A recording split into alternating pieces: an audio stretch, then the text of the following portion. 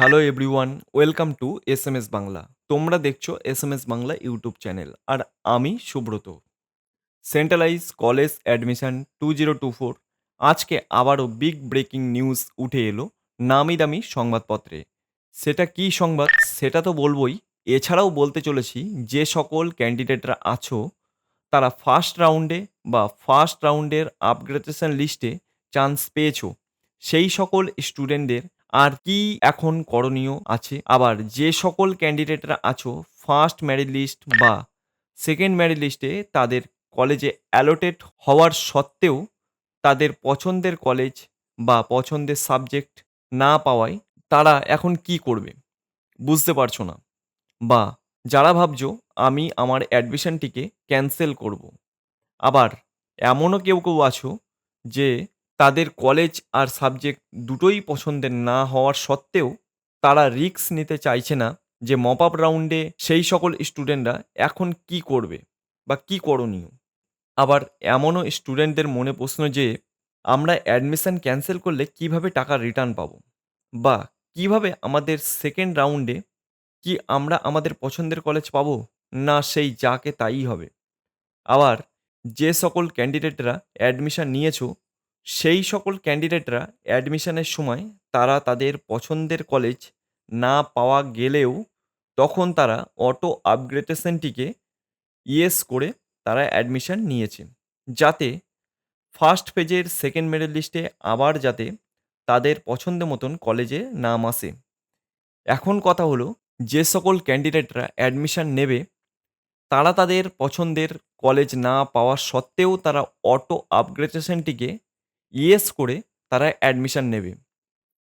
কিন্তু সেই সকল স্টুডেন্টদের আবার কবে ৩ নাম্বার যে লিস্ট বা তাদের জন্যে কি লিস্ট অ্যালোকেটেড করা হবে, বা তাদের জন্যে কি আবার লিস্ট আসবে, বা লিস্ট বেরোবে কি বেরোবে না, বা তাদের আবার মপ আপ রাউন্ডের অ্যাডমিশন নিতে হবে।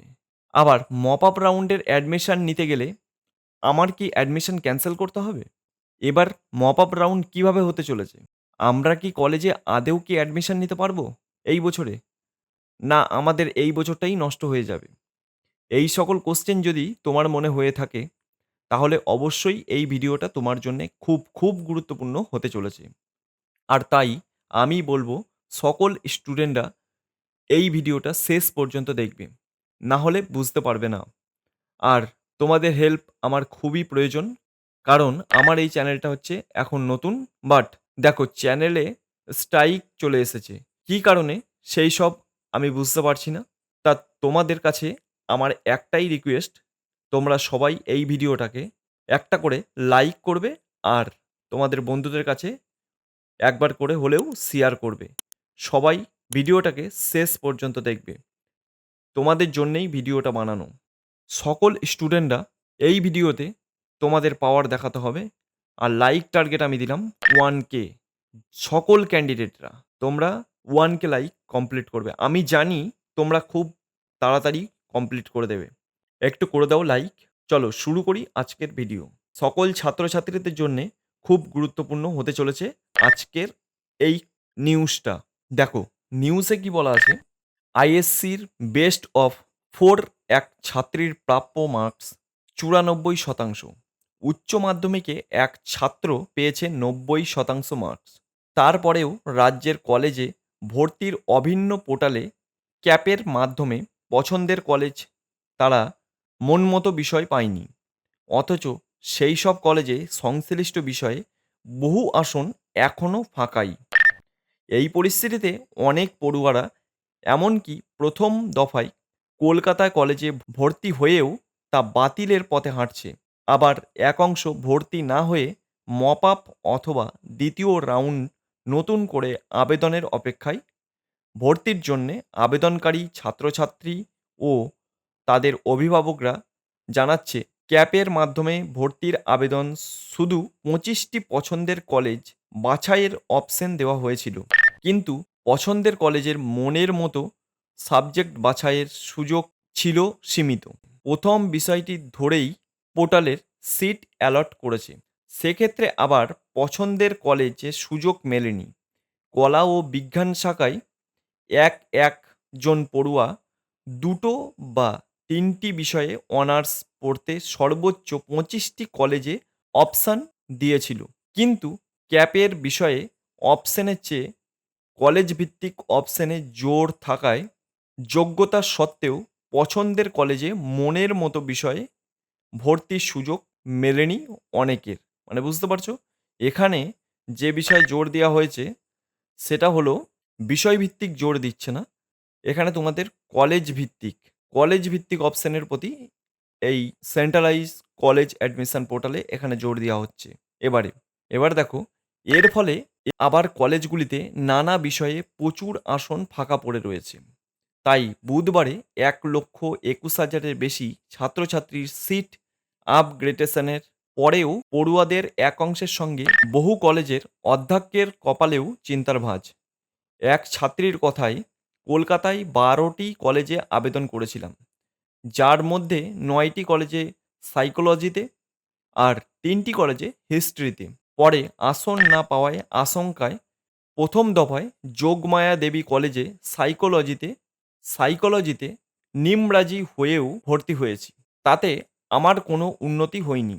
অথচ পোর্টালে দেখা যাচ্ছে 4 বছরে ইতিহাসে অনার্স কোর্সে 3টি কলেজেই জয়পুরিয়া, মৌলানা আজাদ এবং লেডি ব্রেবন মেরিট লিস্ট ও জিএমআর র্যাঙ্কিংয়ে আমার পজিশন ভালোই।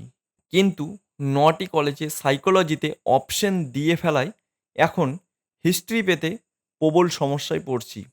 মহানগরের 17টি কলেজে রসায়ন ও পদার্থবিদ্যায় আবেদনকারী এক ছাত্রের অভিজ্ঞতাও এই রকম। এই প্রসঙ্গে উচ্চশিক্ষা দপ্তরের এক আধিকারিকের বক্তব্য, অপশান দেওয়ার ক্ষেত্রে পছন্দের কলেজই সব, বিষয় গুরুত্ব পায়নি। মানে এবার বুঝতে পারছো তোমাদের কি সেন্ট্রালাইজ কলেজ অ্যাডমিশন পোর্টালে কোনো বিষয় যে তোমাদের বেস্ট সাবজেক্ট কি তার উপরে কোনো গুরুত্ব পায়নি। এবার গুরুত্ব পেয়েছে যেটা হচ্ছে অপশান দেওয়ার ক্ষেত্রে পছন্দের কলেজ। তোমাদের পছন্দের কলেজ যে ভালো করে সাজিয়েছো সে অবশ্যই তোমাদের পছন্দের কলেজ পেয়েছো, কিন্তু সে আবার তোমাদের সাবজেক্ট যেটা নিতে চেয়েছো সেটা তোমরা আবার পাওনি। এরকমই হয়েছে সবার ক্ষেত্রে। দেখো এবার কি বলতে চেয়েছে, তার কথায় পছন্দের কলেজ ও চাহিদা মতো বিষয় পেতে হলে যারা প্রথম দফায় ভর্তি হয়েছে তা বাতিল করে নতুন করে মপ আপ রাউন্ডে আবেদনের জন্যে নাম লেখাতে হবে। তার মানে বুঝতে পেরেছো, তোমরা আবার মপ আপ রাউন্ডে নাম লেখাতে পারো তোমাদের বিষয় এবং কলেজ দুটোই তোমাদের মনের মতো হওয়ার জন্যে। লেডি ব্রেবন কলেজে অধ্যক্ষ শিউলি সরকার বলেন, খুব ধীর গতিতে ভর্তি হচ্ছে, আমাদের অর্ধেকেরও বেশি সিট ফাঁকা। আপগ্রেডেশনে যে 249 জনের আসন বরাদ্দ করা হয়েছে তাদের মধ্যেও মাত্র 30 জন আগ্রহী দেখিয়েছে। ইংরেজি এবং মাইক্রোবায়োলজিতেও সিট ভরছে না, সেটাই উদ্বেগের। সুরেন্দ্রনাথ কলেজে অধ্যক্ষ ইন্দ্রনীল কর জানান, কমার্স ও সাইকোলজির সিট ফাঁকা পড়ে আছে। আশুতোষ কলেজের অধ্যক্ষ মানস কবিরের কথায়, জিওলজি, কম্পিউটার সায়েন্স ও বায়োকেমিস্ট্রিতে অন্য বছরের সব আসন ভরে গেলেও এইবার অনেক আসন ফাঁকা। ক্যাপের মাধ্যমে ভর্তির পদ্ধতি বিভ্রান্তি মেটাতেই কর্তৃপক্ষ দ্রুত হস্তক্ষেপ করা উচিত। তাহলে বুঝতে পারছো, এই তোমাদের আজকের খবর ছিল, যে বিস্তারিত যেটা তোমাদের আপডেট উঠে এসছে খবরে সেটা তোমাদের আমি বললাম। এই বছরে তার মানে তোমাদের বিষয়ের উপরে কোনো গুরুত্ব দেইনি। এই বছরে তোমরা যেভাবে কলেজ প্রেফারেন্স সাজিয়েছো তার উপরে গুরুত্ব দিয়েই এই merit list, first merit list, second merit list অর্থাৎ তৈরি হয়েছে। এবার আসা যাক এক এক করে কোশ্চেনের উত্তর আমি দেব। তা ভিডিওটা পুরোটা দেখো, নাহলে তোমরা বুঝতে পারবে না। এটা গেল তোমাদের কোন কলেজে কত সিট এখনো ফাঁকা আছে কিভাবে। দেখো মেরিট লিস্টে একটাই কথা, সেকেন্ড রাউন্ডের অ্যাডমিশনের ক্ষেত্রে তোমরা পেতে পারো, সেটাই উচ্চশিক্ষা দপ্তরের একজন আধিকারিক জানান। এবার এক এক করে কোশ্চেনের আমি উত্তর দিচ্ছি, তোমরা অবশ্যই শুনতে থাকো, তাহলে বুঝতেই পারলে। এই হলো আজকের নিউজ। এবার বলবো ফার্স্ট পেজে সেকেন্ড মেরিট লিস্টে যারা অ্যাডমিশন নেবে তাদের এখন করণীয়, অটো আপগ্রেডেশনটিকে ইয়েস করে তারা তাদের অ্যাডমিশন কমপ্লিট করতে হবে এবং তারপর 31 তারিখ থেকে তারা আবার 6 তারিখের মধ্যে ফিজিক্যাল ডকুমেন্টস ভেরিফিকেশন করাতে হবে, না হলে অ্যাডমিশনটি ক্যান্সেল হয়ে যাবে। তারা আবার মপ আপ রাউন্ডে তাদের পছন্দের মতন কলেজ আর তাদের বিষয় অবশ্যই তারা পেতে পারো মপ আপ রাউন্ডে অ্যাডমিশনে নিয়ে। এবার এক্ষেত্রে বলে রাখি ৩ নম্বর লিস্ট এরা অটো আপগ্রেডেশন দিয়েছে, কিন্তু এরা ৩ নম্বর লিস্ট বা কোনো কিছু লিস্ট প্রকাশিত করার কোনো এদের নোটিশ কিংবা কোনো কিছু জানায়নি। তা সেক্ষেত্রে এটা ধরে নেয়া যায় যে ৩ নম্বর লিস্ট আর আসবে না, বা এলেও তোমাদের ডকুমেন্টস ভেরিফিকেশন এর হয়তো পরে আসতে পারে। এটা উচ্চশিক্ষা দপ্তর যদি নোটিশ দেয় অবশ্যই আমি আমার ভিডিও। এবার আসি যে সকল স্টুডেন্টরা ফার্স্ট রাউন্ডে ১ম মেরিট লিস্টে বা ২য় মেরিট লিস্টে নাম আসা সত্ত্বেও তারা তাদের পছন্দের কলেজ বা সাবজেক্ট দুটোই মেলেনি, সেই সকল স্টুডেন্টদের এখন করণীয় ও দেখো, তোমাদের প্রতিটা কলেজে সিট সংখ্যা দেখে মপ আপ রাউন্ডে কলেজ প্রেফারেন্স এডিট করতে হবে। তোমরা যে কলেজে অ্যাডমিশন নিতে চাইছো সেই কলেজে আগে কতগুলো সিট ফাঁকা আছে দেখে নিয়ে তারপরে মপ আপ রাউন্ডে কলেজের প্রেফারেন্স ঠিক করতে হবে, যাতে তোমরা তোমাদের পছন্দের কলেজ আর সাবজেক্ট দুটোই পেতে পারো। অবশ্যই মাথায় রাখবে, তুমি যে কলেজে অ্যাডমিশন নিতে চাইছো সেটির সিট আর কত ফাঁকা আছে সেটা দেখে নিয়ে অ্যাডমিশন নিতে হবে বা মপ আপ রাউন্ডে এডিট করতে হবে তোমার কলেজ প্রেফারেন্স। এবার যে সকল ক্যান্ডিডেটরা ভাবছো যে আমি আমার অ্যাডমিশনটিকে ক্যান্সেল করব, তাদেরকে বলে রাখি হ্যাঁ, তোমরা অ্যাডমিশন ক্যান্সেল করতে পারো। তার কারণ হচ্ছে সেকেন্ড যে মপ আপ রাউন্ড অ্যাপ্লাই করতেই পারবে। কিন্তু এটা দেখো, তোমাদের কলেজ প্রেফারেন্স সাজাবে। তুমি যে কলেজে ভর্তি হবে সেই কলেজের সিট সংখ্যা আগে দেখে নেবে কত খালি আছে, তারপরেই তোমরা এই সিদ্ধান্ত নিও। কারণ না হলে ধরো তোমাদের কলেজে প্রত্যেকটা কলেজে যে সিট সংখ্যা ফাঁকা থাকবে তার কোনো মানে নেই। এবার তোমার কাস্ট অনুযায়ী সেক্ষেত্রে তোমার কলেজের সিট সংখ্যা নাও থাকতে পারে। কি সব সিটে ভর্তি হয়েও যেতে পারে। তা সেই ক্ষেত্রে তোমরা কলেজের সিট অবশ্যই তোমরা দেখে নিও। তারপরেই তোমরা সিদ্ধান্তে এসো যে আমার অ্যাডমিশনটি আমি ক্যানসেল করব। এবার যে সকল স্টুডেন্টরা মপ আপ রাউন্ড ভাবছো যে রিস্ক হয়ে যাবে, তারা তাদের অ্যাডমিশনটি ফার্স্ট রাউন্ডে কমপ্লিট করিয়ে নাও এবং ডকুমেন্টস ভেরিফিকেশন কমপ্লিট করে নাও তারা।